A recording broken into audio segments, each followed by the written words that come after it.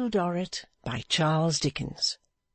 Book 2, Riches, Chapter 11, A Letter from Little Dorrit.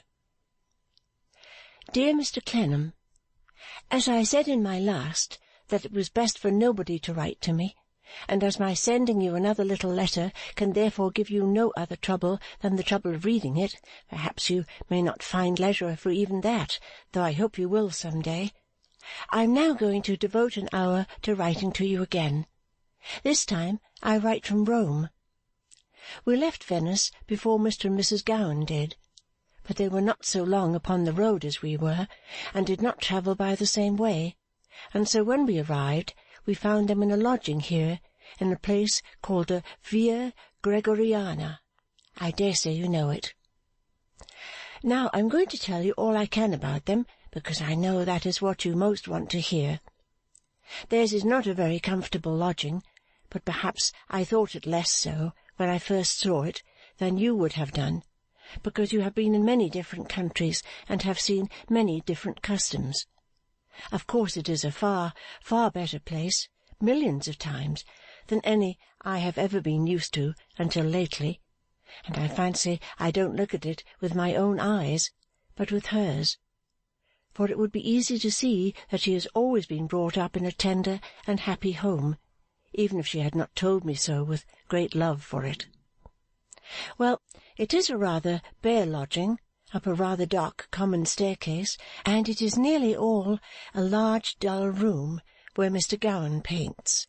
The windows are blocked up where any one could look out, and the walls have been all drawn over with chalk and charcoal by others who have lived there before. Oh, I should think for years. There is a curtain more dust-coloured than red, which divides it, and the part behind the curtain makes the private sitting-room. When I first saw her there, she was alone, and her work had fallen out of her hand, and she was looking up at the sky shining through the tops of the windows. Pray do not be uneasy when I tell you, but it was not quite so airy, nor so bright, nor so cheerful, nor so happy and youthful altogether as I should have liked it to be. On account of Mr. Gowan's painting Papa's picture, which I am not quite convinced I should have known from the likeness if I had not seen him doing it, I have had more opportunities of being with her since then than I might have had without this fortunate chance. She is very much alone indeed. Shall I tell you about the second time I saw her? I went one day when it happened that I could run round by myself at 4 or 5 o'clock in the afternoon. She was then dining alone, and her solitary dinner had been brought in from somewhere, over a kind of brazier with a fire in it, and she had no company or prospect of company that I could see but the old man who had brought it. He was telling her a long story of robbers outside the walls being taken up by a stone statue of a saint, to entertain her, as he said to me when I came out, because he had a daughter of his own, though she was not so pretty. I ought now to mention Mr. Gowan, before I say what little more I have to say about her. He must admire her beauty, and he must be proud of her, for everybody praises it, and he must be fond of her, and I do not doubt that he is, but in his way. You know his way, and if it appears as careless and discontented in your eyes as it does in mine, I am not wrong in thinking that it might be better suited to her. If it does not seem so to you, I am quite sure I am wholly mistaken, for your unchanged poor child confides in your knowledge and goodness more than she could ever tell you if she was to try. But don't be frightened, I am not going to try. Owing, as I think, if you think so too, to Mr. Gowan's unsettled and dissatisfied way, he applies himself to his profession very little. He does nothing steadily or patiently, but equally takes things up and throws them down, and does them or leaves them undone, without caring about them. When I have heard him talking to Papa during the sittings for the picture, I have sat wondering whether it could be that he has no belief in anybody else, because he has no belief in himself. Is it so? I wonder what you will say when you come to this.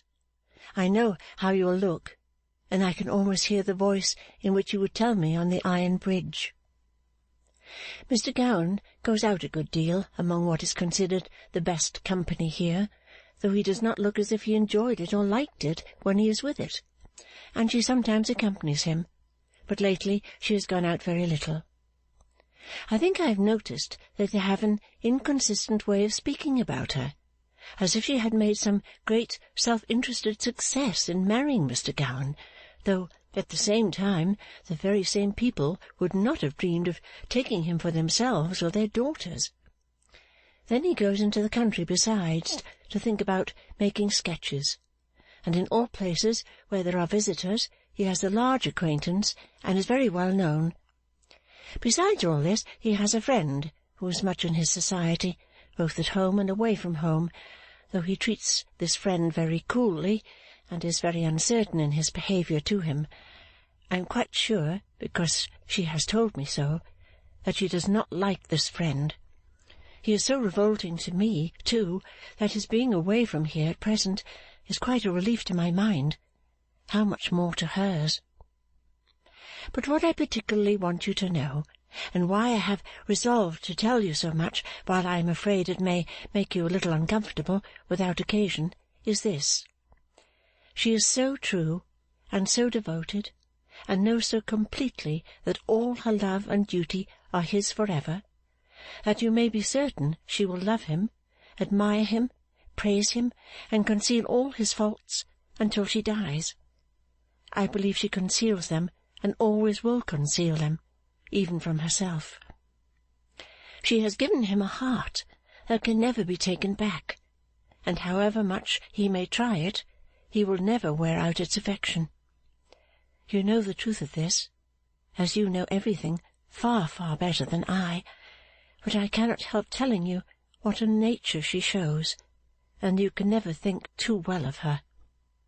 I have not yet called her by her name in this letter, but we are such friends now that I do so when we are quietly together, and she speaks to me by name. I mean, not my Christian name, but the name you gave me. When she began to call me Amy, I told her my short story, and that you had always called me Little Dorrit.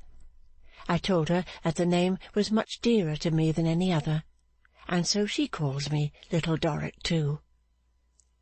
Perhaps you have not heard from her father or mother yet, and may not know that she has a baby son. He was born only 2 days ago, and just a week after they came. It has made them very happy. However, I must tell you, as I am to tell you all, that I fancy they are under a constraint with Mr. Gowan, and that they feel as if his mocking way with them was sometimes a slight, given to their love for her. It was but yesterday, when I was there, that I saw Mr. Meagles change colour, and get up and go out, as if he was afraid that he might say so, unless he prevented himself by that means. Yet I am sure they are both so considerate, good-humoured, and reasonable, that he might spare them. It is hard on him not to think of them a little more. I stopped at the last full stop to read all this over. It looked at first as if I was taking on myself to understand and explain so much that I was half inclined not to send it, but when I thought it over a little, I felt more hopeful for your knowing at once that I had only been watchful for you, and had only noticed what I think I have noticed because I was quickened by your interest in it. Indeed, you may be sure that is the truth. And now I have done with the subject in the present letter, and have little left to say. We are all quite well, and Fanny improves every day. You can hardly think how kind she is to me, and what pains she takes with me. She has a lover who has followed her first all the way from Switzerland, and then all the way from Venice, and who has just confided to me that he means to follow her everywhere. I was much confused by his speaking to me about it, but he would. I did not know what to say, but at last I told him that I thought he had better not. For Fanny, but I did not tell him this, is much too spirited and clever to suit him. Still, he said he would, all the same. I have no lover, of course. If you should ever get so far as this in this long letter, You will perhaps say, surely Little Dorrit will not leave off without telling me something about her travels, and surely it is time she did. I think it is indeed, but I don't know what to tell you. Since we left Venice we have been in a great many wonderful places, Genoa and Florence among them, and have seen so many wonderful sights that I am almost giddy when I think what a crowd they make. But you can tell me so much more about them than I can tell you, that why should I tire you with my accounts and descriptions? Dear Mr. Clennam, as I had the courage to tell you what the familiar difficulties in my travelling mind were before, I will not be a coward now. One of my frequent thoughts is this. Old as these cities are, their age itself is hardly so curious to my reflections as that they should have been in their places all through those days when I did not even know of the existence of more than 2 or 3 of them, and when I scarcely knew of anything outside our old walls. There is something melancholy in it. I don't know why. When we went to see the famous Leaning Tower at Pisa, it was a bright sunny day, and it and the buildings near it looked so old, and the earth and the sky looked so young, and its shadow on the ground was so soft and retired. I could not at first think how beautiful it was, or how curious it was, but I thought, oh, how many times, when the shadow of the wall was falling on our room, and when that weary tread of feet was going up and down the yard, oh, how many times this place was just as quiet and lovely as it is to-day. It quite overpowered me. My heart was so full that tears burst out of my eyes, though I did what I could to restrain them, and I have the same feeling often. Do you know that since the change in our fortunes, though I appear to myself to have dreamed more than before, I have always dreamed of myself as very young indeed. I am not very old, you may say. No, but that is not what I mean. I have always dreamed of myself as a child, learning to do needlework. I have often dreamed of myself as back there, seeing faces in the yard little known, and which I should have thought I had quite forgotten. But as often as not, I have been abroad here, in Switzerland, or France, or Italy, somewhere where we have been, yet always as that little child.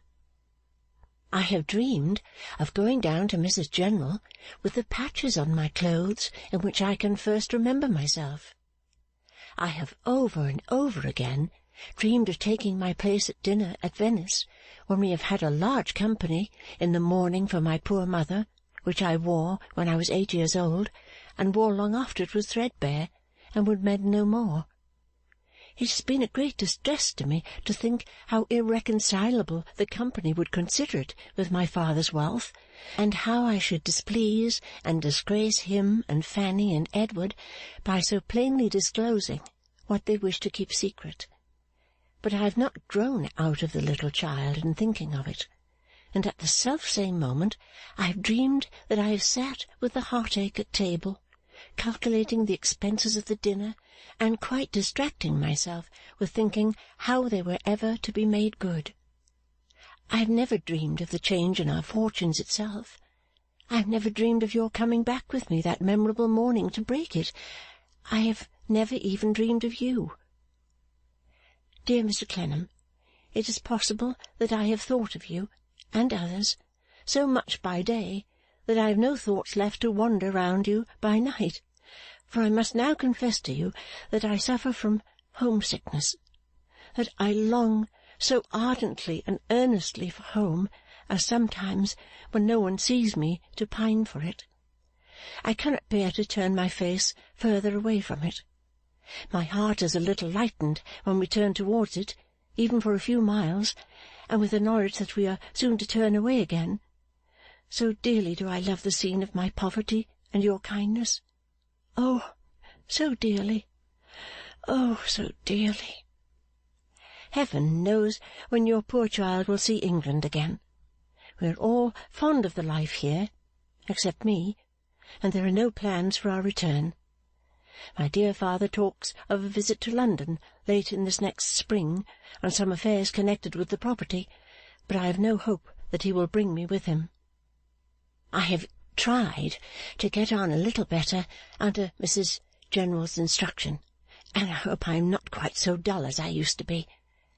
I have begun to speak and understand, almost easily, the hard languages I told you about. I did not remember at the moment when I wrote last that you knew them both, but I remembered it afterwards, and it helped me on. God bless you, dear Mr. Clennam. Do not forget your ever grateful and affectionate Little Dorrit. P.S.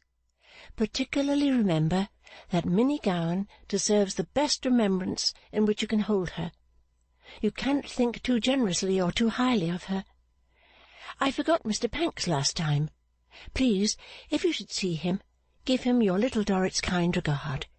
He was very good to little D. End of Book 2, Chapter 11.